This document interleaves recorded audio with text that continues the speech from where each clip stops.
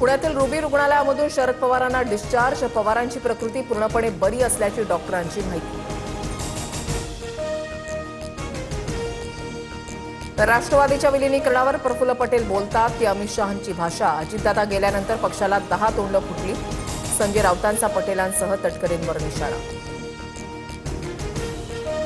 अदृश्य शक्तींमुळे अजितदादा राष्ट्रवादीतून बाहेर पडले. शशिकांत शिंदेंचा लेखातून दावा.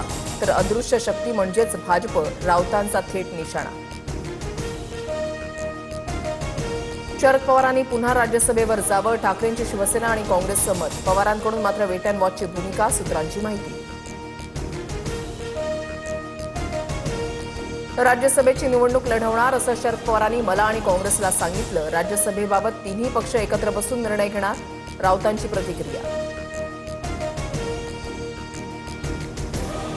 सुनेत्रा पवारांसह पार्थ आणि जय पवारांची राजकीय सल्लागार नरेश अरोरांसोबत चर्चा. विलिनीकरण आणि पक्षाच्या पुढील वाटचालीसंदर्भात चर्चा. सूत्रांची माहिती. भिवंडीतील कोणार्क विकास आघाडीच्या विलास पाटलांना अटक. महापालिका निवडणुकीमधील राड्या प्रकरणी कारवाई. भिवंडीमध्ये शिंदेंच्या शिवसेनेचं आंदोलन. काही ठिकाणी दुकानंही बंद. छत्रपती संभाजीनगरमध्ये भाजपा आमदाराच्या कार्यालयामधील बॅगमध्ये आढळलं पिस्तूल. आमदार संजय केनेकरांच्या कार्यालयामधला प्रकार. पोलिसांकडून पुढील तपास सुरू.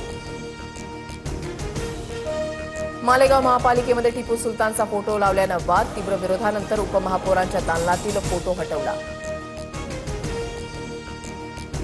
आसाममध्ये इमर्जन्सी लँडिंग फॅसिलिटीचं पंतप्रधान मोदींच्या हस्ते उद्घाटन. दिब्रुगडमधील राष्ट्रीय महामार्गावर मोदींच्या विमानासह राफेल, सुखोई लढाऊ विमानांचंही लँडिंग.